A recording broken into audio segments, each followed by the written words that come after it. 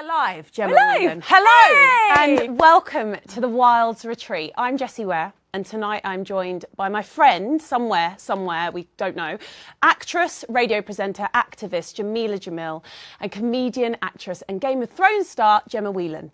This retreat is inspired by the new Amazon original show. It's called The Wilds. It's amazing. I've binged it in the last few days, and it's about a group of teenage girls who get stranded on a desert island and they have to work out together how to survive. Over the next few days, there's going to be a series of survival panels hosted by the likes of Chessie King, who else? Tanya Compass, Grace Victory and Camilla Thurlow, all discussing real issues young women face: sex, mental health, body image, inequality and the pressures of social media, to name but a few. But this evening, we're going to look at how young women can thrive in spite of all these pressures. We'll be answering your questions and responding to your comments throughout the show. So please join in, get involved in the conversation and drop them in the comments section below. And a little disclaimer for you all, we'll be giving out name checks with each question. So please make sure you're comfortable with that before sending anything in. Right, Gemma, let's get started. Jameela, let me see you on the... Hi babes. We're going to play a game of Never Have I Ever, because in The Wilds, which is on Prime Video, it's out now, you can watch it now. Shelby, the character Shelby, the Texan pageant queen, we like her a lot. She's fabulous. She's very polite. She wants to get the group to bond a little bit, and her way of breaking the ice is to play a game of Never Have I Ever. Mm-hmm. I don't think I've ever played this game. I haven't either. Is it an American thing? Jameela, have you ever played it? No, I think it is an American thing. I feel like British people are too shy and polite to play such an intrusive game. I mean, surely. we did spin the Until bottle. now would be more us. Spin the bottle. Spin the a bit bottle. more British, isn't it? Oh, you're right. Actually, no, that's true. I take it back. Well, no, but you let your body do the talking then, don't you? You don't have to actually, disclose anything about yourself. Fine. Right, yes, true. So Never Have I Ever, we're about to play it. Or us 30-year-old women, we're about to play our first game of Never Have I Ever. So the rules are that you are supposed to, I will say, never have I ever kissed my teddy bear or something like that. I don't know. I'm sure it's far more risque on the show. Yeah, that's right. And then if that is the base level today, and then you take a sip if you have done so, and so it's revealing to your group about what you can do, what you've done. So let's have a little go of this. Fine. Ours is not as risky as a usual game of Never Have I Ever. And you can play along at home. So play along. Why not? Please get along. Get your cup of tea. Jameela, get your water, get your cup of tea. All right, girls. And we drink if we have done what you say. You drink if you have done it, okay? All right. So first one. Never have I ever stalked an ex's new partner on Instagram. What about YouTube? Did you just drink? Does that count? Did you drink? No, I'm about to. But it's stalking, wherever it is. Does it count if it's on YouTube? So if it's stalking? Yeah. Mine was Facebook, though. Facebook did it, There. Because I've been with my husband too long to found this girl's Instagram, but I want to know, Jameela, why were you looking? I love the idea of it. Mine was back. The internet hadn't actually started. 18 photo album out. Did you get anywhere? Was it worth it? It was worth it. My ex started dating like Miss Universe a month after me. So wow. I went on like a 3-hour binge of self-hatred, and then I was sated. Okay. You were satisfied. You managed to stop, because I think it's a really dangerous thing to go down that sort of wormhole, isn't it? Like, when do you stop? No, she was so different to me that I think I realised, I was like, we were not the right fit. Like, if that's what he wants, then that's... Is he still with her? Fine. No, but they were together for years. It wasn't amazing, but it was fine. And I did a good stalk, and I don't feel proud about it. I'm feeling hot right now just talking about it. But we're all fucking human. Ooh. Oh, don't worry. Also, I'm so glad Jameela beat me to that did a little swear word. Sorry. I probably will do it too. I'm sorry. Please, I apologise on behalf of Jameela Jamil. But there probably will be some more profanities throughout the hour. I'm sorry, this isn't actual TV. We're kind of allowed to get it. No, we're not allowed to get away with it, but we will try not to swear. Gemma, what did you look at? How long did you look at it for, and was it worth it? I sort of looked at it over a long period of time. It took me a long time to get over for the Italian. Oh, the Italian stuff. Okay. But it was because he was my first boyfriend. Okay. So I fell very hard and fast, and then broke my heart on him. And then afterwards, I had to sort of, make sure that he wasn't up to anything with anyone. And so I checked in a lot, and then there were a lot of different women. Oh, okay. Right. So I thought maybe I'm best off out of that. Yes. But yeah, not really as exciting as him then going on to a Miss Universe or anything. But I didn't manage to be as disciplined as Jameela and stop after 3 hours. It was a long sort of period of just checking in. The Italian stallion was galloping through women. I'd like to. I'd like to say, yeah, he's a scallion. That's all. Thank you. Scallion. Yeah. But isn't that a spring onion in cheeky little spring onion? Yeah. Right. Let's reduce him. Pointless vegetable. Pointless vegetable. Right. Next one. Oh, sorry. Go on, babes. Say that 3 hours was normal, by the way. So don't feel too like. Yeah, but you stopped, didn't you? You didn't get up the next morning and go again. Well, I hated myself because I did one where I just thought she seemed really fun. Oh, and I was like, fun ones. you are really, no, you're great. You're funnier than me. I know. And I was like, you're funny. You're not wearing any makeup. You're just natural. And you go topless in Mexico. And, I was incredibly jealous, but quite liked her. Right. On to the next one. Never have I ever been mansplained to. Oh, come on. Down it. Right, Gemma. When were you? Well, when haven't I been? I mean, it's sort of exactly. It's very hard to pick out a specific example because it happens a lot. And what also happens is, it's very, very interesting to see. Like last week, I was at a rehearsal for something, and a man who was part of the team, but who was sort of the first time we would meet him. I was the only woman there. Came in and he said hello to all the men, didn't acknowledge me, and that happens so often where it's just sort of institutional kind of sexism where the boys just all acknowledge and the women are sort of, I found that really bizarre, and it happens quite a lot. If you're aware to it, it does happen quite a lot. But also just generally people presuming that you don't understand and don't know how to do things. How do you react to it? Do you kind of get... it's just a bit quiet. I did point it out to the director. I was like, did you see that? See what happened then? And he went, oh. No, I didn't, but now you pointed out. Very interesting. Oh, right. But yeah, I do all the DIY in our house, and I do a lot of, I'm quite practical, and with great respect to my husband, he doesn't want to do it, but I really love doing it. But if someone comes around to the house and thinks that I'm not capable, I get mansplained to so much about how a radiator works. I can read and learn things, and I do, It is infuriating, but yeah, it's sort of sadly been really, it is accepted, isn't it? Unfortunately. Yeah. Not anymore. Jameela, how have you been mansplained to more since living in the States, or do you feel like it's been a kind of, you've been working for so long, especially in you've been working at such a young age. Do you feel like it's changed as you've got older, or did you feel like it was rife when you were younger and you just weren't aware of it? No, I think it's still rife. I think it's more insidious and passive aggressive now, maybe because of Me Too. No one wants to be outright kind of called out for any kind of toxic behaviour. I used to be constantly mansplained by producers and writers and directors, etc. And then also, I bet this happened to you, Jessie.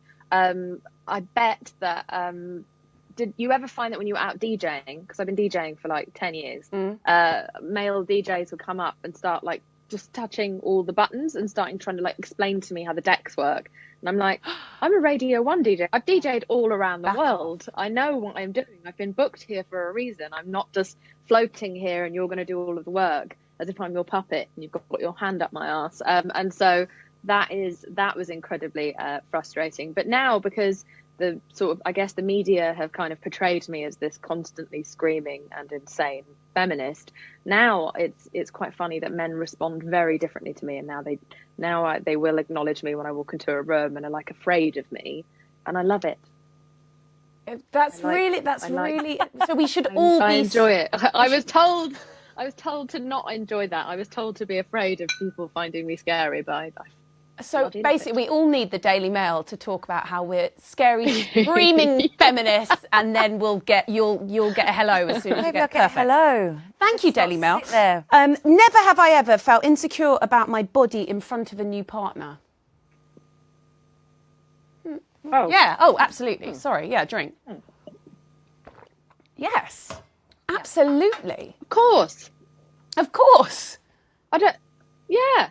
But I think also, on balance, I think men probably experience that as well. I think people are very paranoid about their bodies because what we're fed by the media and what we ought to be or what we think we ought to be. And I think the internet and what people are exposed to on the internet has a lot to answer for that. But also, I just think the way we're all brought up to sort of think imperfection is not, or we need to be perfect or a certain way or have certain size breast or a certain way. It's inevitable that both sexes, I think, have problems with that. But yes, certainly. I think that also, and God, I do sound like a right granny, but I've been in a relationship with my husband since I was 18. We had a 2-year break, which he did much better out of than me. But hey, they always bloody do, don't they? So wait, didn't you write your album about it? Yeah, I got some material from it, so it's fine. Yeah, it's great. It was helpful. But so, I remember that feeling. I didn't think Instagram was a thing. Definitely not filtering and face tuning and all this and doing all that stuff. So I can't even imagine what the pressure is like nowadays, when I found it stressful enough and you just had to make the light quite dim and low. You just had to get a good low light and then you felt invincible. But yeah, I think today's kind of the pressure, I mean, as a pop star, I get to get glammed up. We all get to, we're in the industry where we get kind of makeup, but I mean, we definitely don't always look like this, do we? It's like, I definitely... No. And that's okay. But I think it must be much more pressure now with the kind of rise of social media. Jameela, what do you think? I think also just porn being so prevalent. I mean, the body types for all genders are just so out of control. And so I think that the only way that one can stay sane around one's own body is to do what I do, which is just kind of block, mute, delete, repeat. I don't follow anyone who triggers me about my body, about the way that I look.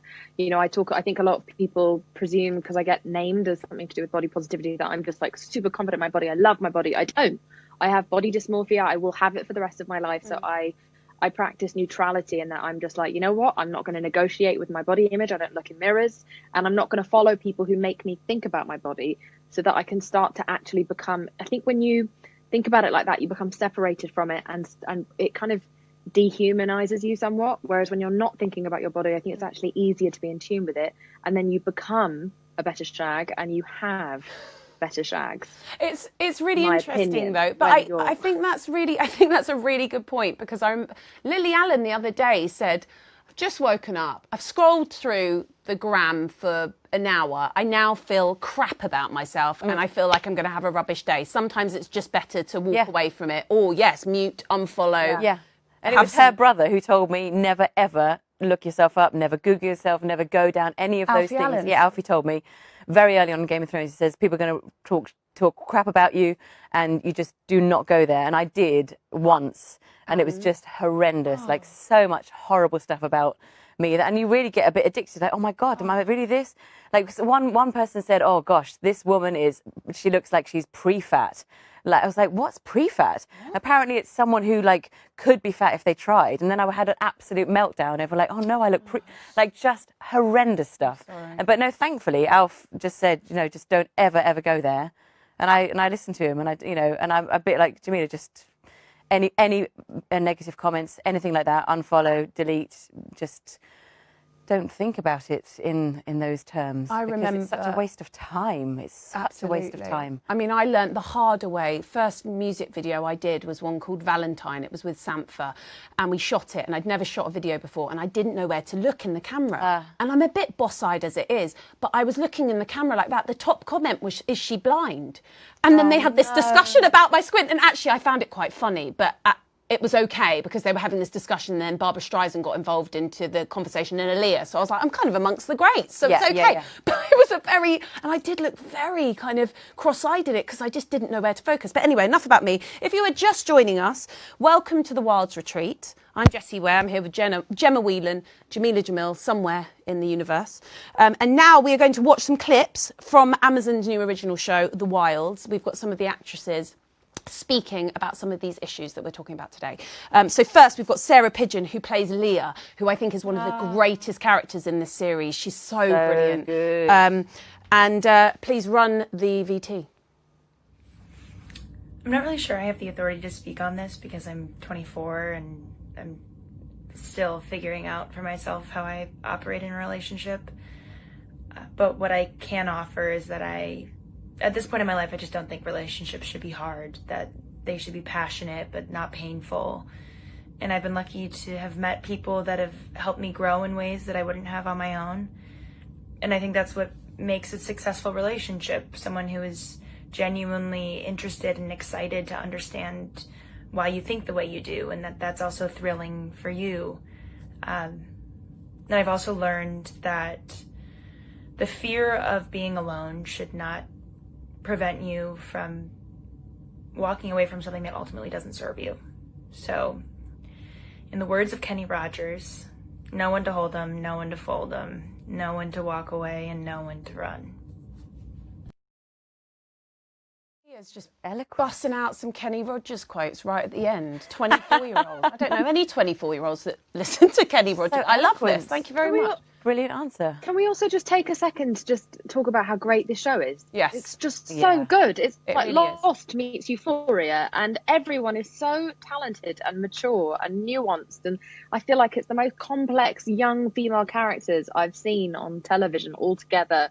I felt like I was transported back to school, where I just felt like I really recognised those characters. Absolutely. I think, there's a character in there that has either been you or a friend you know or a family member. And I think that there's something really powerful about that. And it isn't just female sorority the whole time. It's warts and all. It's dog eat dog. It's survival. And everyone's flaws and values are really recognisable. There's little elements of each one of the women in it that you think, oh, that's a bit me and that's a bit me. And, oh, I knew someone like that. It's so well observed and so well written. And as Jameela says, nuanced. I think it's absolutely brilliant. And Sarah there just being eloquent as ever. And I mean, she's a really interesting character in the show called Leah. And I'm not going to give anything away, but she has this intense relationship with an older gentleman. And it's her first one. And it's her first so one. It's deep and meaningful and everything. And that kind of, I'm all in. Yes, exactly. What lessons have you learned, Gemma, from past relationships? Well, as we were saying before the show, I mean, I've had very few relationships because I was more like Dot. I'm quite square. And so when they were like, never have I ever, and for the more nerdy stuff, I was like, I wouldn't drink at those moments either. That's me. So it was nice for me to recognise, like, oh, okay, that wasn't so bad to be one of those girls. But from the relationships I've had, I suppose, I think I really relate to what Sarah was saying, that like if it's not serving you, then leave. And I think certainly I've had a relationship before where I've sort of stayed because I thought there was just enough there to hang on to, and I didn't want to be alone, and enough nice things happened that I thought I'd better just hang in there. And it was just so wrong and so abusive, really, in a way, to myself to stay, and really disrespectful to be sort of held like that by this person. But it also teaches you a lot, doesn't it, about what you don't want, and the person you eventually end up with. You've both sort of gone through what you've gone through to reach each other, and then it's ultimately exactly what she says, that you sort of enrich each other's lives and celebrate each other and are interested in each other, and that it should keep growing and evolving. And Yeah, I think you learn a lot with age about all sorts of things, don't you? I mean, I wanted to ask you, Jameela, have your attitudes to relationships changed with age?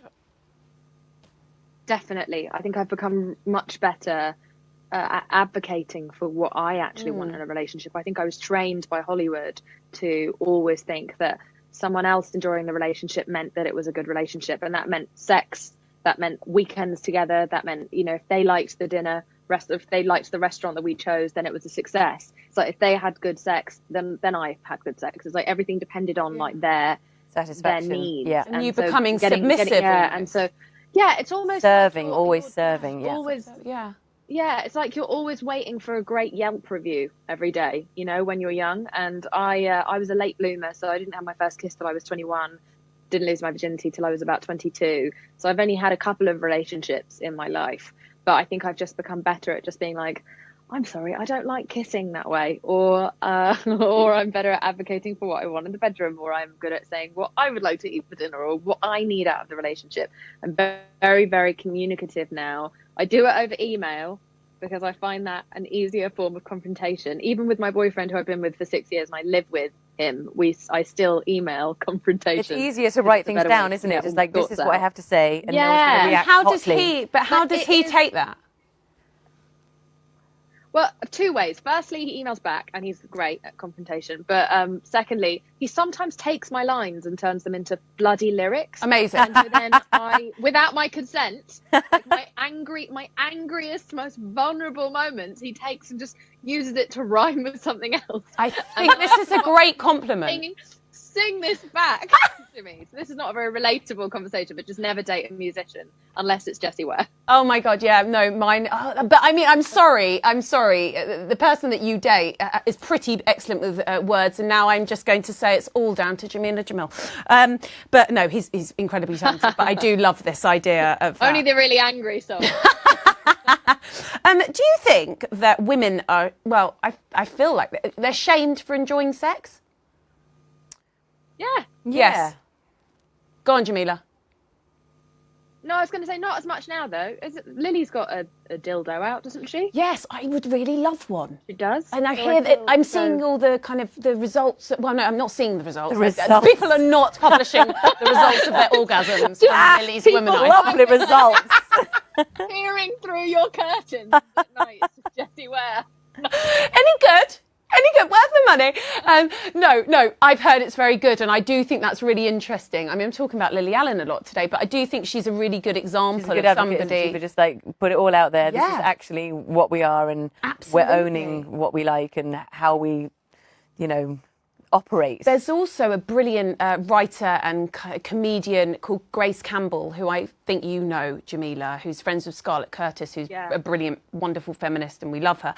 But Grace Campbell also has written a whole book about shame and kind of unshaming you and being like, this is acceptable. And I do feel like it's more of a conversation that is acceptable, but not even that it should be acceptable. It's trying to empower women to say what they think and own it and feel good about that. Yeah, and not feel like they're going to shock a room by saying something that's quite normal. Yeah. Totally.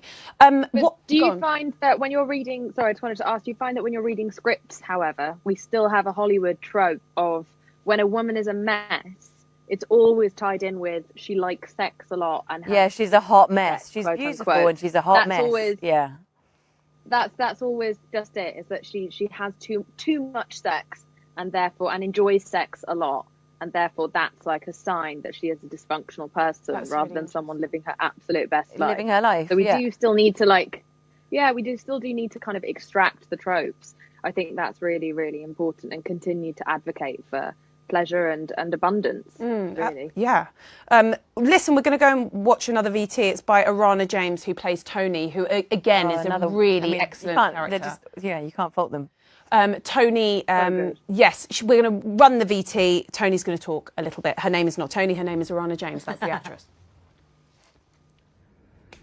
Am I confident in myself and my own skin, and have I always been? Yeah, I think at this stage of my life now, I'm definitely confident in myself and in my own skin. And I'd like to think that I've always been. I feel like being confident in yourself is a serious, it's a learning process through growing up, being confident in yourself as a child and then through an adolescent and then now, in the stage that I'm in my life as a 21-year-old young adult, then yeah, I think I can confidently say that I am comfortable and confident in my own skin, and I think that's really important. Didn't know she was Aussie or Kiwi. Spoiler. I know, spoiler, she's American she's in this, American. guys. God, I love her. She is such a great character, and she kind of gets more, you learn so much about all the girls in the Wilds, because it's very clever. The episodes are focused on different but she's people. so vulnerable, but she plays tough and you can see her vulnerability. It's so good. She's an amazing actress. But have you always been confident in your own skin, Gemma? No, And not who you at are? all. No. I think mentally, yes. Body-wise, not at all. I trained as a dancer. It was a really tough world to sort of grow up in through adolescence, and I sort of had trouble with eating, and as is addressed in the show as well. I hope that's not a spoiler, but it's also an important subject to talk about or touch on. For young women, it affects. Yeah, it affects so many people, and yes, so I tried to get into the Royal Ballet School, and my body was the wrong shape, and there was weigh-ins, and there was all sorts of stuff that just was really, really damaging and wrong to be exposed to at that age or any age, but particularly as you're developing and sort of being told what you ought to be and then what your body's fighting to become. And yeah, I was hugely at odds with who I was in physically, and then I know this may sound trite, but I really found a lot of solace in yoga and the certain philosophies that are sort of engaged in that, and along with many other aspects of life that sort of have taught me other things. I just really sort of feel very much like Irana does now, that I'm very happy with who I am and what I am, and like many women say this, I made a baby, which is amazing. I'm so grateful to my body for carrying my soul around, and I think I'm all right now, and that's enough. But it's really, really hard to wrestle yourself to that point. Often, not always, but often as a woman particularly. That's not to say that men don't struggle with it as well, which I think is important to say. But yeah. I totally agree. Jameela, how do you think social media positively and negatively impacts some of the issues that we've talked about now, relationships, body image? I think it's kind of democratized two things. So one of the things that's democratized is diversity, right? We have people rising to, huge followings and therefore having incredible careers. People like Lizzo, or like people who have disabilities, like Gillian Mercado, like all these different people. Because of the power of social media, it means that we are no longer relying on sort of like 8 lizards who own studios and music labels to decide who gets to be successful, who is allowed in the door. And so I think that that's one thing that's amazing about it. I also think that, I personally have been able to find so much healing information and activism and so many great writers and artists on social media, and felt very connected. And when I've spoken about my eating disorder issues that I had for about 20 years, I felt so held by the community that I kind of created with I Weigh. And on my Instagram, and I've learned so much from everyone, sometimes because I've made a big mistake and it's very embarrassing, but other times just because everyone's very loving and sharing and wonderful. So I think that there's a lot of positivity on social media. We also wouldn't have had the Black Lives Matter movement progress as fast as it did. We wouldn't have seen the same with Me Too and Trans Lives Matter. However, it has also democratized the use of airbrushing apps and all of the altercation tips that people use, and the obsession with appearance that used to only be reserved for models and actresses, which was toxic enough as it is. Now it could be the woman who works at your bank, it is your classmates, it is your teacher. Like, everyone is participating in this narcissistic culture, seeking perfection. And so I think that the social media multi-billionaires, or squillionaires even, the owners of these platforms just need to do more to get involved and stop allowing dieting and fasting adverts to be targeted via algorithms, especially towards teenagers. I think really it could all be very easily stopped and easily managed if they just would give up just $1 billion or so. Just let go of a small chunk of your money, just in order to preserve the mental health rate, like the mental health of teenagers and young people. They're with the highest rates that we've ever seen by far of suicide, self-harm, eating disorders, and depression and teen cosmetic surgery that we've ever seen. So social media has definitely clearly had an impact. Well, on don't that. you remember when Love Island, they were like offering in Superdrug like lip fillers? I mean, I don't know what the age was. It's unforgivable what is offered. Yeah, it's unforgivable.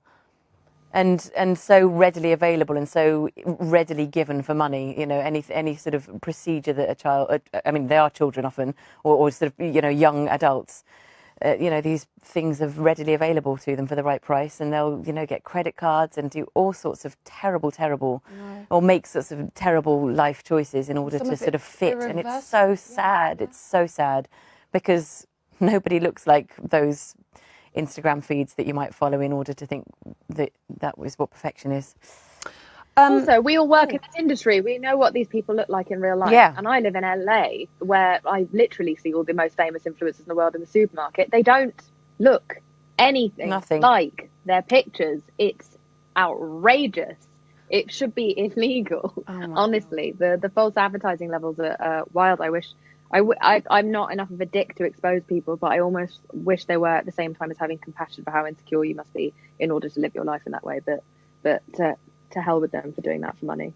We have a message from somebody, and I hope that I'm not going to pronounce your name wrong. Baraliza Hani, thank you for writing in. Your question is, what is the best way to gain confidence? What are the steps or actions to do so? Who wants to start? I think you should start. Who, me? You should start. Best way to gain confidence. I don't know. I think surround yourself with the right people, because if people aren't empowering you and elevating you and uplifting you, and that's not sycophancy, that's just the right energies. Common sense, yeah. That's going to give you confidence, because you know that they want to be around you. You know that they like what you are about.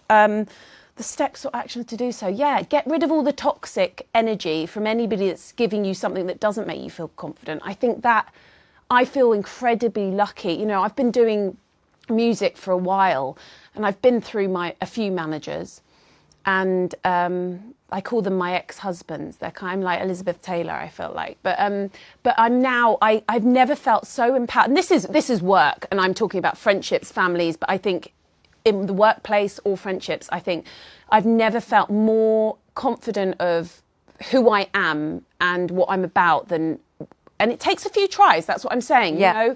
You know, finding people who will reflect you. Yeah, find the right people that reflect your energy back to you and lift you up. And if you're on Instagram and it's doing you no good and you're going down wormholes all the time, just try and be strong and turn it all off, or delete the apps and just see how relaxing that is. It's such a relief. Do you do detox? I do sometimes, yeah. Turn it off. I'm like, right, I'm just going to leave my phone here, or I'm just delete the apps, and it's so refreshing and relaxing to not check all the time. It's so anxiety-inducing, as we all know. Yeah. I think also don't be scared to ask for help if you're not feeling particularly, you know, good or secure. There's so much help to be offered from the right people. You know, don't suffer in silence. I think it's really important to ask for help. Jameela, do you do detoxes ever? Because I mean, you know, digital detoxes, yeah. Yeah, because digital. And I do human detoxes as well, where even if it's a family member or an old friend, I will cut someone out of my life for a period of time after a warning shot has been fired, where I will invite someone to meet my needs and to be respectful of my boundaries. And if they choose not to, then I have a very clear signal that they're not willing to, and therefore they don't really care about me enough currently. And I disown them for as long as it takes for them to come back and be civilized. And I think that's something that I really want to impress, because like it's one thing with kind of acquaintances or leaving a job, etc., but we do, especially as women, feel an extra level of guilt around family, or around just also around like there's no, when it comes to unfriending people, we know how to leave a marriage where children are involved. We have kind of like some sort of template for that, but we don't know a template for ending a friendship. And I think that's something that we need to learn to do, because sometimes people grow and they grow apart, and those things can be, as we learn in this show, very, very toxic, the relationships you can have. Absolutely. Especially with, Segment 3 we are on, ladies. advice to my younger self, okay? So if you're joining us, welcome. We're at the Wilds Retreat. I'm Jessie Ware. I'm with Gemma Whelan and Jameela Jamil. And we are talking about the new Prime Video show called The Wilds, which is so brilliant, about a group of women stranded on a desert island and lots of stuff goes down, and that's all I'll say. And they deal with lots of different issues, from body image to social pressures to peer pressure to sexuality. There's so much going on in there. This part of the episode is called Advice to My Younger Self on the Retreat. So pretty self-explanatory stuff. And we'd love to see yours in the comments too. If you've got any, please write them. So, girls, if you could give any advice to your teenage self, what would it be, Gemma? Advice to my teenage self. I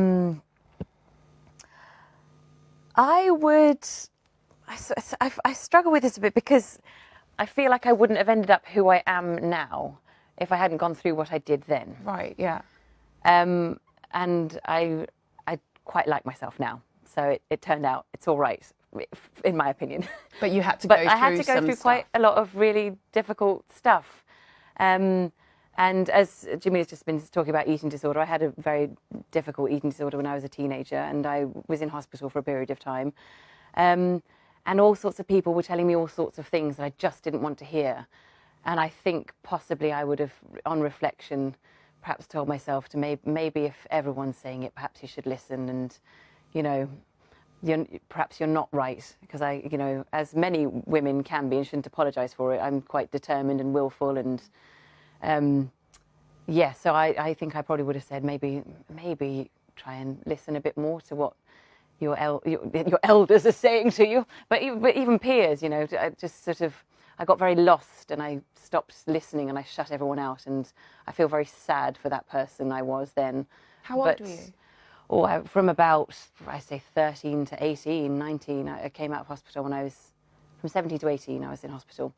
And it really formed me and changed me. It was a very sort of oddly enriching and magical experience on reflection. And a very bonding experience, because I was in there a little bit like the Wilds, really, in a very different way. But we were all very different women. It's all women from different backgrounds, but we all had something to offer and something to give and some way to support each other. And we really changed each other. So, yeah, I would have probably said listen a bit more, but trust. I know that's such a sort of cliche thing to say now, but if you just trust the quiet place. There's always a little quiet place in yourself. I always think that a person will always have their quiet place, and just try and listen to it, and it will not let you down. But it's so hard to listen to it when there's so much noise.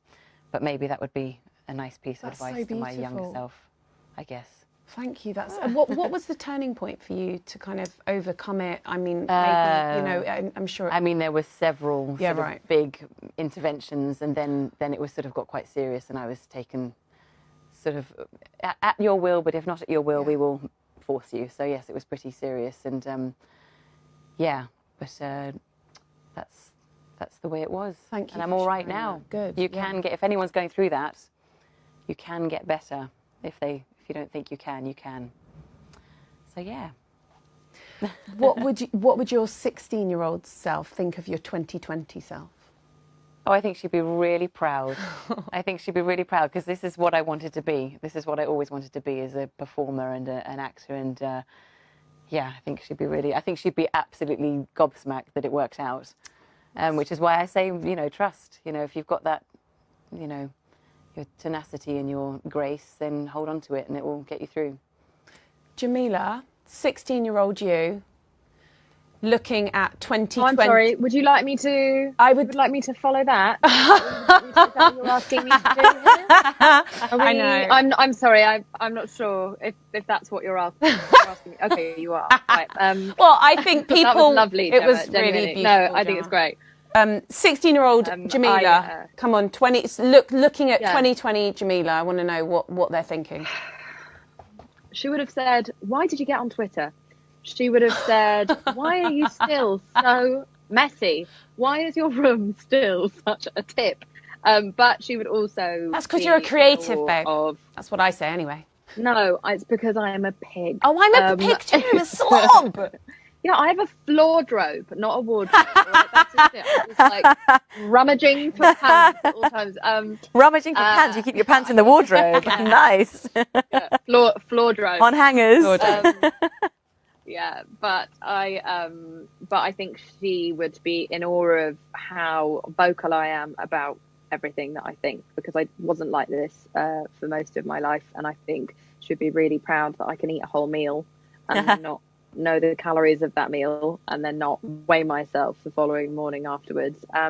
Advice that I would want to go back and give to my younger self, I feel quite similarly to you, Gemma, in that I wouldn't really want to change much about what happened back then, as awful and traumatic as it was, because it did shape me now and make me more empathetic towards other people. However, the advice I have for all teenagers is, if there is anything that you say to yourself that is something that you would not tolerate being said to another woman that you love, care about, or respect, that's your mother, your sister, your aunt, your friend, if you wouldn't tolerate that being said to them, if you wouldn't tell them that your thighs are too big to go for that job interview, or no one's ever going to love you with those love handles, or you have the wrong skin for anyone to ever want to have sex with you, if you would ever let someone say that to someone that you care about and respect, you are not allowed to say that to yourself if you wouldn't let it be said to them. And I think that that's such important advice. We hold such double standards when it comes to the abuse we are willing to put upon ourselves, and I think that it is vital that we divorce ourselves from just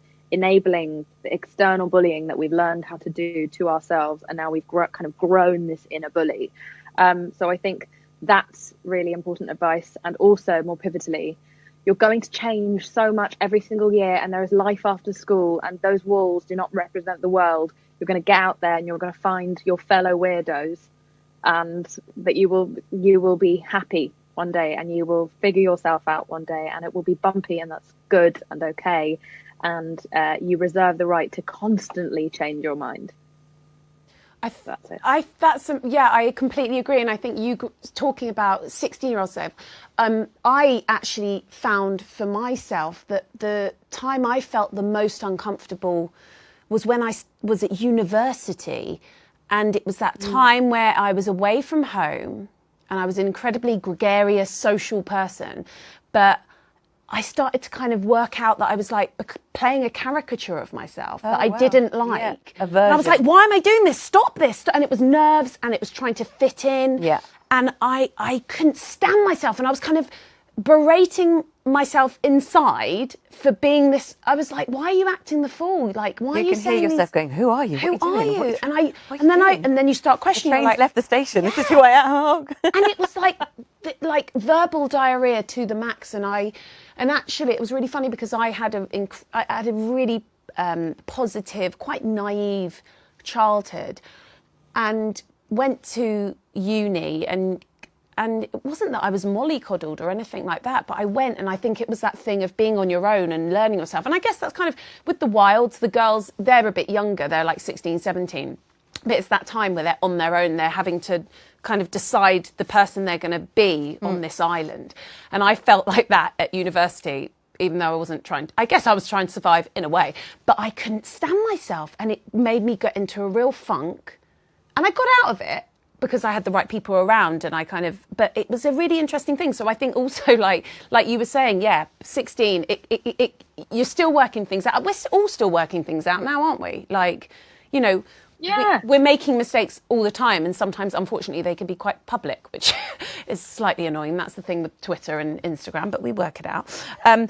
So I feel like, unless Steph, you're in my ear, and she's like, I've got this really dulcet tone of Steph in my ear, and she speaks really quietly like this and soft. And where do you want me to go, babe? Do you want me to go on segment 4? Have we got any questions from people that have written in? She's talking to me. Looking back now, yes. What's one thing that you used to worry about that seems so ridiculous now? I think it happens all the time. Just worrying about stupid things that don't seem stupid at the time, and then the next week when it's all over, you can barely remember what you were worried about. Anxiety. Just like really fretting about things that just, and also to sort of be able to, like, if it were you going through that, I'd be able to say, it's going to be fine, relax. It's really, from the outside looking in, you've got nothing to worry about. But when you're in it, it's just turmoil. So yeah, it's hard to pick one example, but yeah, anything that basically I would say that really nothing is worth fretting over, because it never ever works out the way you think it's going to be. That the anticipation is always way worse than the reality when you reach it, and you can never second guess how it's going to turn out. So it's really, really helpful if you can just let go a bit and trust. And again, I'm coming back to that, but which is so easy to say and very difficult to execute when you're worried about, whatever it is you're worried about, which can seem huge and yet very simple. So there's not really one thing, but that would be how I would try and deal with it, is just take it moment to moment, and it'll be over next week. I am going to take us on to a word association game, okay? Yeah, it wasn't a good enough segment. Sorry, guys. No, Next segment. I've got Steph in my ear, babe. I've got Steph in my ear. She's Gemma's holding the reins, and this is how it again. goes. This is did you swear too? Wanging on it, man. Am I the only one that hasn't sweared? This is Yeah, you are. amazing. Thank you, girls, crumbs. for really showing yourselves up. Right. So we're doing word association. Oh, no, not word word association game. association. Quick fire game. Crumbs. I will say a word, and the guest needs to respond ASAP. This isn't about holding back. Just say whatever comes. Don't care if it clashes. We can come right to. Jessie, do you feel like this is a wise game to play with me? Like knowing Yes, this is knowing fantastic. my personality. Yes. Are you sure about this? Yes, because Okay. and this is why I'm going Knowing to my brain. Well, this is why I I feel think like we should go to you first. this Take is it why. away, Right, friend. knowing you. Let's go, Jameela, feminist. No. Oh God. Everyone. Yes, I like Everyone that. should be a feminist. Yes, I Yeah. bloody should. Gemma, feminist. Yeah. Agree, everyone. That's a great jump off. Okay. What if I said puddle to that? It'd be rubbish. So everyone. Okay, freedom. Yes. Yes, freedom. Steph, you're gonna have to do better than this, babe. Right. Okay. Sex. We can talk about sex. Love it. In rehearsal, Sometimes when I'm not you tired. said sex and I said boring, but yeah, but I didn't That's mean because it. we're married. That's because and- we're married. dear. No, Yes. no. No. I Oh, was why, joking. Jameela? Please I was- tell me about how exciting your sex life is, please. Well, no, I've been in a relationship for 6 years. Like, I'm not single and mingling. But I think sex. Fun. I can't think of this. I mean, I want to say fun for everyone, and if I say it really quickly, then it's just one word. Fun for everyone. It should be Fun. democratized. Democratized fun. Yes, please. Okay, happiness. I've got that song in my head. Contentment. Happiness It's seems just- to be I've lonely. got- Well, Oh, see, God, happiness that's is such an terrible. elusive I used to thing. think that. Go on. Yeah, I was going to say that when you were singing that song, I always think, remember that song, "Show Me Happiness"? I thought it was "Show Me Your Penis." Oh, So that's what I was kinda singing. like that I was idea. Show me your penis. And I just didn't realise that I was just freaking everyone out at my local Tesco. Show me your around penis. Singing that with my little headphones Yeah. on, "Show me your penis." It's kind of that Um, should never be in a song, should it? Penis. The word No, penis should kind of no. almost go away, shouldn't it? Am I allowed to say But I that? was going to say contentment for me is happiness. True Yeah, happiness yes. is, I read somewhere that desire is suffering. Wanting for something Ah, means that Yes. you are no longer happy with what you already have. And so I think, to me, just contentment Yeah. is the peak goal for all of us. And it's the one thing our society doesn't want us to have, because then we'll stop buying stuff because unhappy people buy more stuff. So contentment, that is happiness. are you There's a content, good- both of you? Yes. I There's a think I am good. too. Yes. Oh, yeah. I think Well- it's Carl Jung who says. You Come on, shouldn't- you're busting out some you shouldn't philosophy. be, Okay, you come on. shouldn't be Yeah. in pursuit of happiness. Something about happiness. It says Yeah. something like this.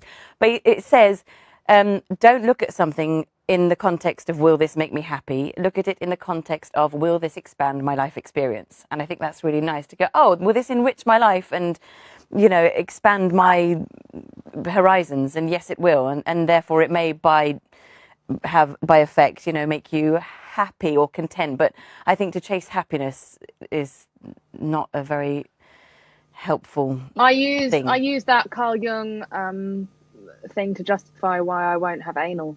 So it's been really handy. Oh my God, I'll just bring out the Carl Jung. Okay, great. Bring out the Carl Jung and the You know what's really interesting?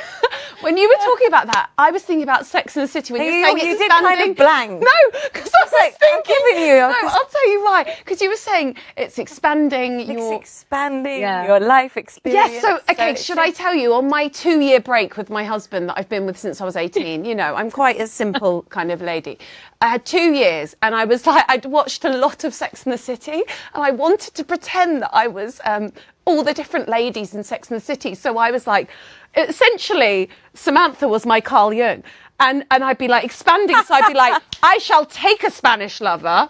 And I shall do that because then I can tick that off for my Find out who you are. Yes. Touch the edges. Find out who you And are. it was fun for a while. It was kind of too And then- short-lived, I think. Anyway, You are just Samantha. square. Samantha, by the Okay, way, Samantha's one of the great philosophers of all time. In fact, she has one great line that is, honey, when I RSVP to a party, I make it my business to come. And I think that is very important. She is the philosopher of the liberating, 21st century. Absolutely.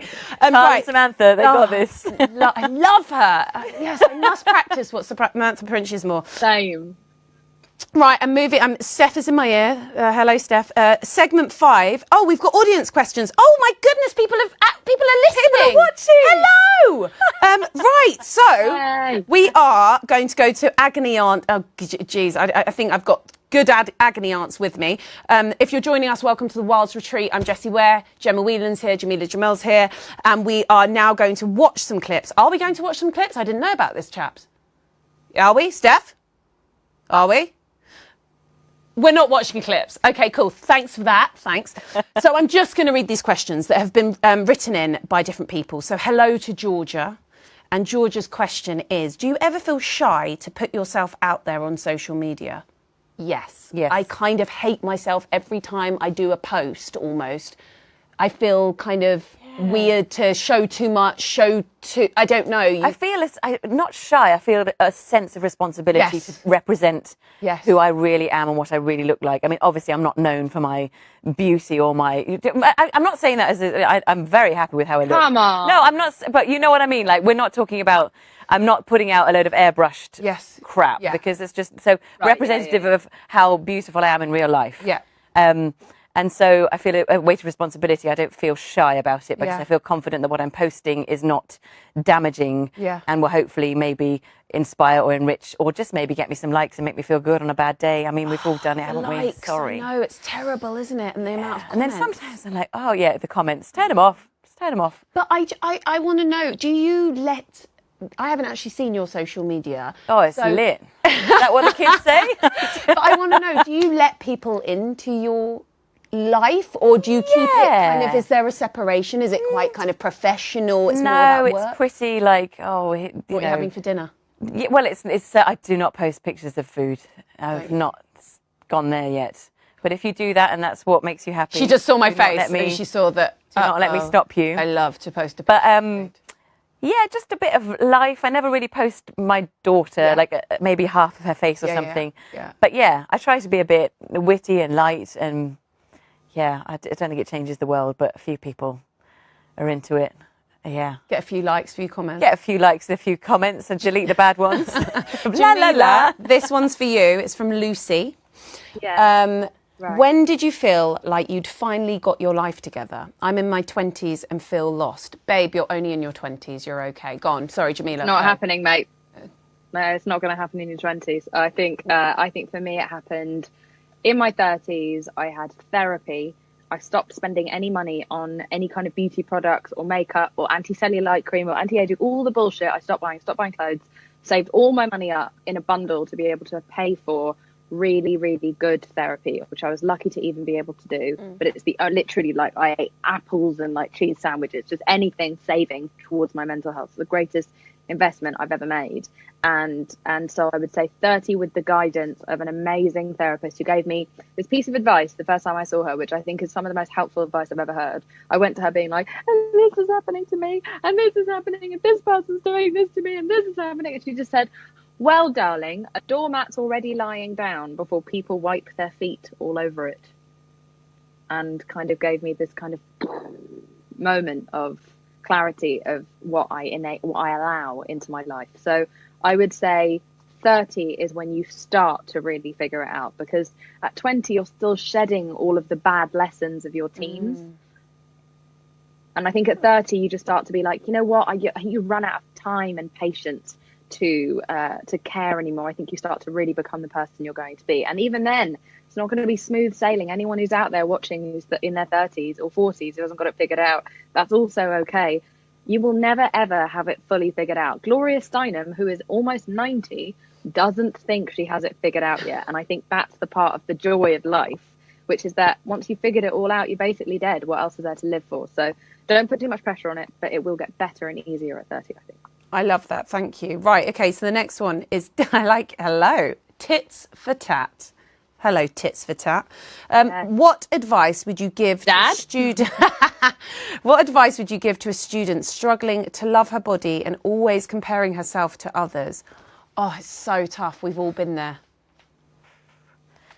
It's so easy to say, isn't it? But everyone is on their own path, and whatever you perceive to be going well for other people or someone else's life that appears to be going well, it is not. Like, everyone has hang-ups and insecurities and difficulties and a multitude of things, and they very well may be looking at you thinking, I wish I was like him or her.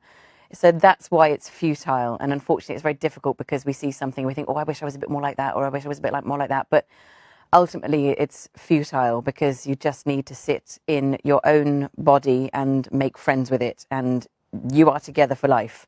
And it's, it is not just a medium to carry your soul around in, but just try and love it as much as you can, because it's the only one you've got, and it's brilliant, and it's who you are, and that should be celebrated. But it's so easy to say. But comparing yourself to other people and wishing for things that they have or what they look like is just a waste of time. But it's easy to say, but try and switch it off and look inward a bit sometimes, I guess. I think, and I think you never stop comparing yourself to other people. But I always found that as soon as, because I think also in the music industry, you're always pitted against other women, which I find ridiculous. Really? This is a very kind of, it's not obviously. By who? By the media? By the media, right. By the label. Right. I remembered I was always pitted against Lianne La Havas, and we are so different, and we were friends, and it was always kind of like this thing, and it just didn't. Also, you're always pitted against whoever you're in the the charts race for, whatever. It's just stupid, and I couldn't stand it, because you then started to focus on what they were doing, and you didn't want to, and even if and it's such a waste of time. And I think everyone does that, whether you're at uni, whether you're at school, you do. And they may be going through things that you don't know about. But listen, this is the last, where's my thing gone? Hello, Jubu Sue. What's the silliest thing you do that makes you feel the most joy? Oh, I love that question. We dance every morning after breakfast, and it's brilliant. What's the song that you dance to? Well, actually, weirdly, it's Ooh La La, isn't it, your one? Oh, yeah. Oh, I know that sounds really like, oh, by the way, drop. But because I knew I was coming on this, we started listening to your music, and that has been one of our morning favourites recently. But anything, Jerry's got great taste, and he will just put something on that we'll dance to, and it's just joy. It's just watching a toddler dance is just the best. Nothing else matters. Oh, I know. It's brilliant. Jameela. Watch toddlers dance. I know that sounds weird.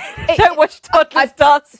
Steph doesn't want to hear about toddlers dancing. Jameela. Move on. What silliest thing do you do to make you have joy?